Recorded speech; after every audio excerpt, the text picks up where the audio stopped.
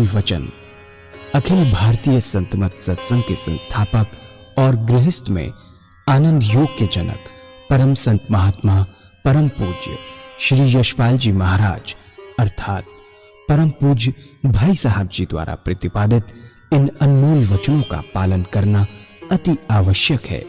ये वचन हमारी गृहस्थ आध्यात्मिक साधना के लिए मूलभूत सिद्धांत हैं, जो इस प्रकार हैं। हम दुनिया की हर चीज की कीमत आंकते हैं, अपने मानव जीवन की कीमत भी जाने व परमात्मा की प्राप्ति हेतु साधना करें। मनुष्य योनि एक उपहार है, इसीलिए परमात्मा को धन्यवाद देते हुए आधा घंटा प्रातःकाल, आधा घंटा सायंकाल पूजा अवश्य करें। सत्संग, सतनाम व सद्गुरु को प्राथमिकता देते हुए इसी के आधार पर ध्यान योगाभ्यास अवश्य करें व गृहस्थ के कार्यों को परमात्मा का कार्य समझकर उसी की याद में संपन्न करें। हर समय ये ध्यान रहे कि गुरु कृपा द्वारा परमात्मा की पवित्र सत्ता का हमारी आत्मा में वास है, अतः मन में निरंतर अपने इष्ट देव का जाप करें।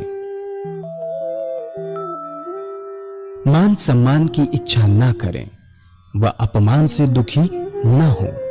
परमात्मा के अतिरिक्त किसी और का भय न करें।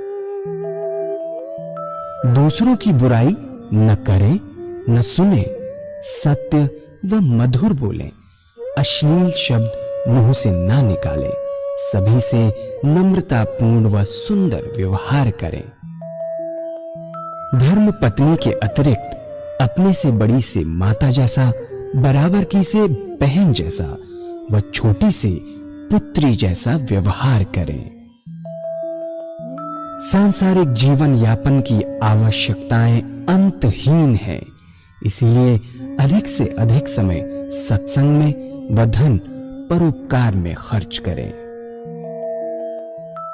याद रखें, न स्त्री माया है, न धन दौलत, न ही परिवार। माया वह है जो हृदय को परमात्मा से दूर हटा दे। अतः निरंतर सत्संग और सद्गुरु की शरण में रहने का प्रयास करें। भोजन अपने इष्ट को अर्पण कर प्रसाद रूप में परमात्मा की याद में करें। रात्रि में सोने से पहले अच्छे बुरे कार्यों का आत्मनिरीक्षण कर उसका समुचित पश्चाताप करते हुए ध्यान करें व प्रभु की गहरी याद में ही विश्राम करें। परमात्मा तू ही है, तेरी इच्छा पूर्ण हो।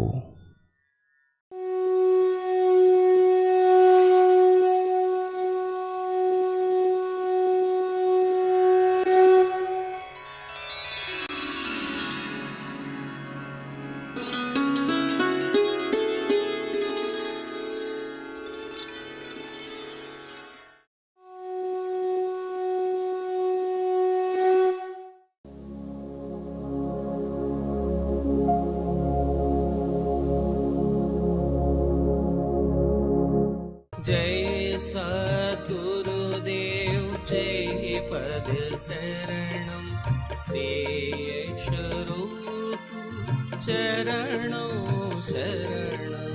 जय सद्गुरुदेव जय पद शरणं श्री स्वरूप चरणों शरणं। हमेशा सोच समझकर विश्वास करें, अनुभव के साथ विश्वास करें, बराबर लाभ होता रहेगा। आप अपने रास्ते पे बढ़ते रहेंगे और ये विश्वास ही है जो परमात्मा से मिलाएगा। मुझे एक पौराणिक कथा याद आ गई, बड़ी सुंदर है, जो हमारे महाराज जी अक्सर कहा करते थे। एक बार पार्वती जी ने शिव जी से पूछा, महाराज ये कुंभ का मेला लगा है, 12 साल में एक बार आता है कुंभ का मेला, उसमें लाखों व्यक्ति स्नान करते हैं गंगा स्नान करने के लिए। ऐसा कहते हैं कि गंगा जी ये पाप नष्ट कर देती हैं। इतने व्यक्ति आते हैं, स्नान करते हैं, तो इनके पाप गंगा जी में रह जाते होंगे। गंगा जी को बड़ी दिक्कत होती होगी इन पापों को नष्ट करने में। लाखों व्यक्ति पापों का बोझ गंगा जी के अंदर छोड़ जाते हैं। शिव जी बहुत मुस्कुराए और कहने लगे कि नहीं पार्वती जी, ऐसी बात नहीं है। ये लोग जब पाप की गठरी अपने सर पर लेके आते हैं, वैसे के वैसे ही उसको वापस ले जाते हैं।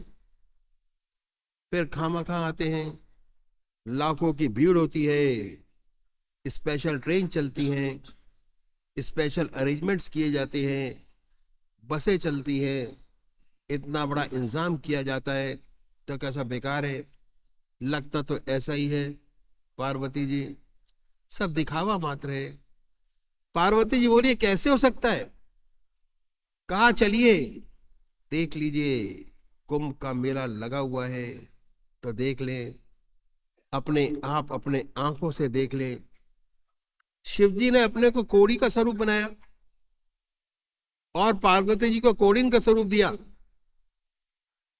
इस तरह कोड़ी कोड़िन बनकर त्रिवेणी की तरफ चल पड़े और ऐसे रास्ते पर बैठे जहां से लाखों व्यक्ति त्रिवेणी की तरफ जा रहे थे स्नान करने और आ रहे थे। वहां महाराज ने एक नारा लगाना शुरू किया और वो ये था कि मुझे एक महात्मा का वर मिला है कि कुंभ के मेले में अगर ऐसा कोई गंगा माई का भक्त जिसके गंगा स्नान करने के बाद सारे पाप नष्ट हो गए हो, यदि वे गंगा जल मेरे ऊपर छिड़क दे तो मेरी काया कंचन हो जाए, मैं स्वस्थ हो जाऊंगा, ऐसा मुझे वरदान है। वरदान भी बता दिया। एक संत की वाणी है और यह भी कहा कि उसकी वाणी कभी झूठी नहीं हुई, ना हो सकती है। आप लोग स्नान करने जा रहे थे, यदि कोई व्यक्ति ऐसा आए जिसके त्रिवेणी स्नान करने के बाद सारे पाप नष्ट हो गए हों, जल लेता है और मेरे छींटा लगा दे, सुबह से शाम हो गई, एक भी गंगा माई का भक्त न मिला कि जिसने हिम्मत की हो कि ये काम करे और छींटा लगा दे, जिसके पाप नष्ट हो गए हो। पार्वती ये तमाशा देखती रही, बड़ा विस्मय हुआ कि भगवान ठीक ही कह रहे थे। सायंकाल जब सूरज छिपने लगा तो एक किसान आया, गंगा जी में स्नान किया और पाप नाशनी मां हर हर गंगे का उच्चारण कर पवित्र होकर बाहर निकला। कुछ लोगों को वहां खड़े देखा, शिव जी की घोषणा उसने भी सुनी कि अगर कोई ऐसा व्यक्ति छींटा लगा दे तो मेरा शरीर स्वस्थ हो जाएगा। वह कहने लगा कि त्रिवेणी में स्नान करने के बाद पाप तो रहता ही नहीं। विश्वास, इसमें कोई शुबा नहीं। तेरा शब्द झूठा हो सकता है, लेकिन त्रिवेणी गंगा जी शब्द झूठी नहीं हो सकती। अभी मैं जल लाता हूं, छींटा लगाता हूं, दोबारा गया, इसी विश्वास के साथ कि पाप तो रहता ही नहीं था भी नहीं। उसका जीवन इतना पवित्र और सुंदर था, सरल था। जल लाया, छींटा लगाया, छींटा लगाते ही पार्वती जी और शिव जी प्रकट हो गए।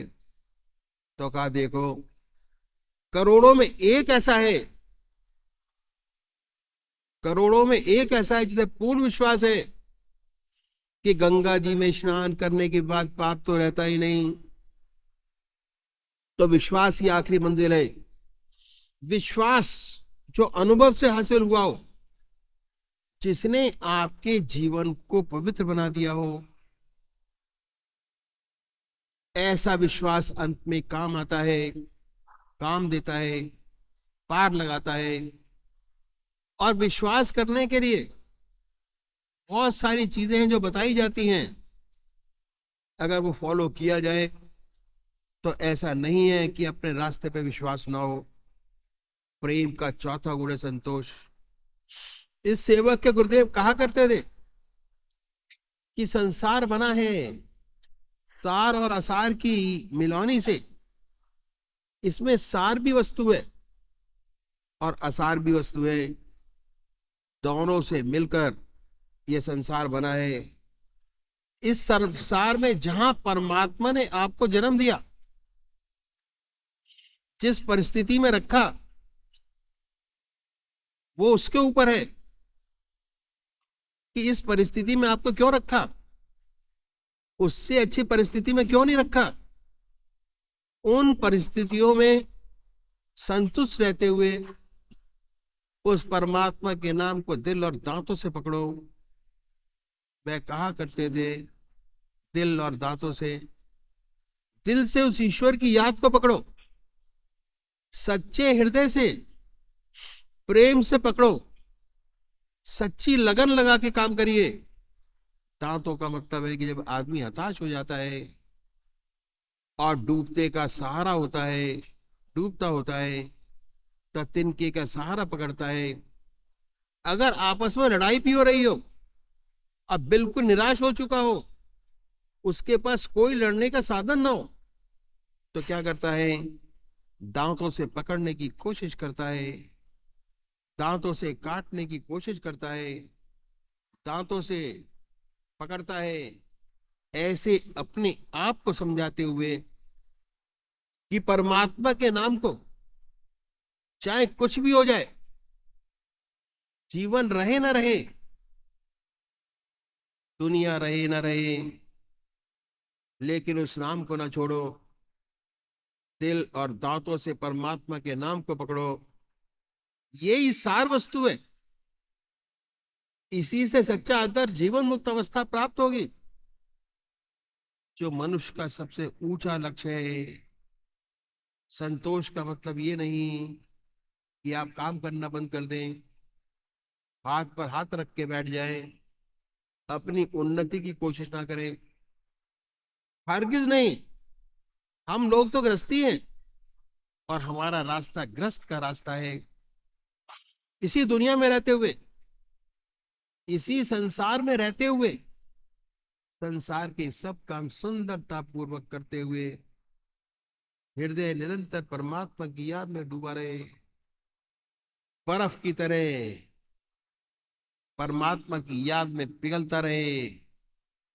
संसार के सब काम सच्चाई के साथ, लगन के साथ होते रहे, बनते रहे, आज से अच्छे। यही हमारा आदर्श है। 10 प्रकार, दिल बेयार, हाथ काम करे, ईश्वर दिल की याद करे, दिल ईश्वर की याद करे। तो संतोष के मायने क्या है? ये नहीं कि हम हाथ पर हाथ धरकर बैठ जाएं। हमें प्रयत्नशील होना चाहिए अपनी दुनियावी तरक्की के लिए। हम सच्ची कोशिश करें, सच्ची मेहनत करें, जेलसी से बचें, दूसरों देखकर हमारे दिल में द्वेष पैदा ना हो, पर दूसरे को देखकर, तरक्की देखते हुए हमारे अंदर भी उत्साह पैदा हो। हम उससे अच्छी मेहनत करें और ऊंची तरक्की प्राप्त करें। जहां द्वेष होता है, वह हृदय अपवित्र होता है, उसमें परमात्मा नहीं रहता। यह प्रेम का चौथा गुण संतोष। परमात्मा ने हमें जिस हाल में रखा, उसमें खुश रहते हुए उसके नाम को दिल और दांतों से पकड़ो। सुख में भी, दुख में भी सुख आता है। ऐसा साधक भगवान के अर्पण कर देता है कि हे प्रभु, आपकी दया कृपा से हुआ, आपका दिया है, आप जैसे चाहे वैसे रखें। जिनका जीवन ईश्वर में है उन्हें कभी ऐसी खुशी नहीं होती कि वह भूले ना समय। खुशी आई कि भगवान के अर्पण हो गई, परमात्मा आपकी देन है, जैसा चाहे वैसे रखे। दुख आया, ऐसा भक्त परमात्मा के चरणों को और कस के पकड़ता है। वह जानता है कि इसका निवारण उसी के चरणों में होगा और कहीं नहीं है। वह परमात्मा की गहरी याद करता है। वह सोचता है कि शायद मुझसे कोई गलती हो गई, मैं प्रभु से थोड़ा विमुख हो गया हूं। जो कष्ट में पड़ा तो भगवान को और कस के पकड़ता है। संतों की बड़ी सुंदर वाणी है। संतों ने कहा है कि मेरा मन सकल सुखों को धावे, मेरा मन सकल सुखों को धावे, पर कोई सुख हाथ न आवे। मेरा मन सकल सुखों को धावे, पर कोई सुख हाथ न आवे। जैसे सेवर की सब कर सेवा, सुआ बैठ पछतावे। जैसे सेवर की कर सेवा, सुआ बैठ पछतावे। सेवर का वृक्ष होता है, उस पर सेमल का लाल लाल फूल बहुत अच्छा लगता है। सुआ जो पक्षी है उस फूल को देखकर देखकर मोहित हो जाता है और इस आशा में बैठा रहता है कि इसमें फल भी बड़ा सुंदर लगेगा, क्योंकि फूल बहुत सुंदर है, बड़ा प्यारा और मीठा निकलेगा। जब फल आता है तो बहुत निराशा हाथ रखती है। रुई का डोडा उसमें से निकलता है, बड़ा निराश होता है। ये दुनिया हमें बड़ी प्यारी लगती है, लेकिन धीरे धीरे जब हमें अनुभव होता है तब ये पता चलता है कि ये तो रुई का डोडा है। हंस अकेला आया है, अकेला ही जाएगा। हाँ, तो जैसे कर सेवर की सेवा, सुआ बैठ पछतावे। और साचो सुख दुख के भीतर है, साचो सुख दुख के भीतर है, इसे कौन समझाए। और यदि ऐसा दुख, ऐसी तकलीफ आ पड़े जो हमारे हृदय को परमात्मा से जोड़ दे, हमारा हृदय परमात्मा की गहरी याद में डूब जाए, वो तकलीफ भी मुबारक है। उसने हमें एक स्टेप आगे बढ़ा दिया। तो संत न दुख में सुखी होते हैं, न दुख में दुखी होते हैं। ऐसा साधक जो इस स्टेज पर पहुंच गया, न सुख में सुखी होता है, न दुख में दुखी होता है, उसका ऐसा सुंदर जीवन बन जाता है। दुख आया, परमात्मा की गहरी याद है। सुख आया,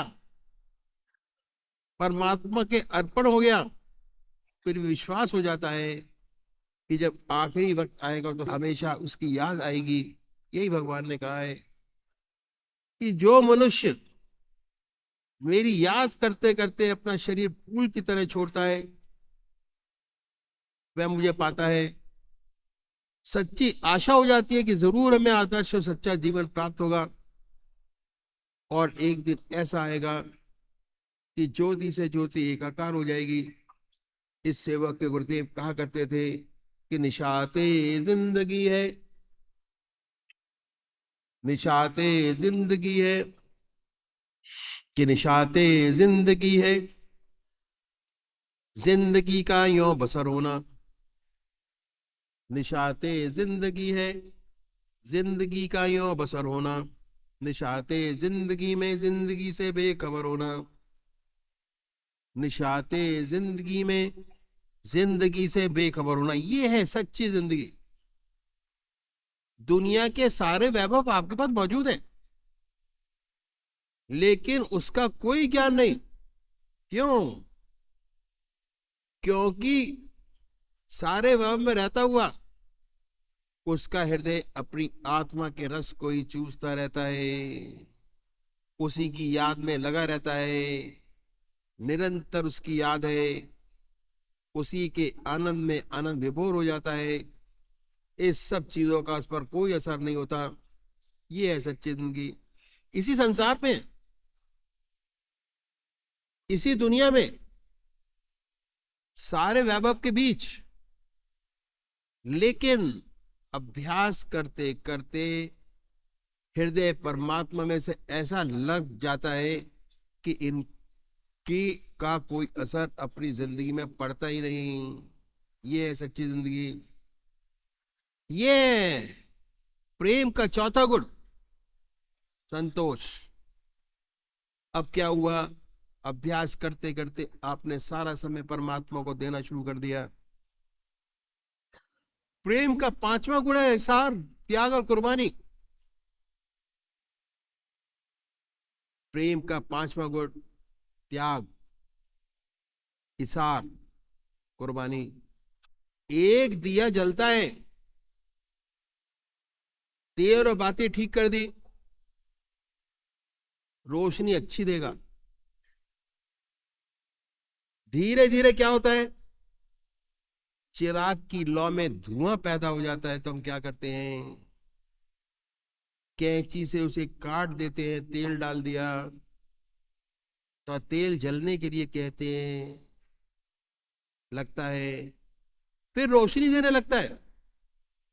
जब परमात्मा की असीम दया कृपा से हृदय उस परमात्मा के प्रेम में जागृत हो जाए, क्या? जब परमात्मा की असीम दया कृपा कर कर हृदय में उस परमात्मा का प्रेम जागृत हो जाए, तो ऐसे साधक को चाहिए कि त्याग की कैंची से उस लौ को सदैव प्रज्वलित करता रहे, जलाता रहे। इसके लिए हमारे महाराज जी ने बड़ा सुंदर तरीका बताया। ये जो बाहर के जितने भी ऑल इंडिया बेस्ड प्रोग्राम होते हैं, अपने लिए नहीं करते, आपके लिए नहीं करते, अपने लिए करते हैं कि महीने में कम से कम 15 दिन बाहर रह के परमात्मा की याद तो आएगी। संडे के सत्संग में जाएंगे, बृहस्पतिवार के सत्संग में जाएंगे, तो 2 टाइम तो घर से बाहर निकल के साधना करेंगे।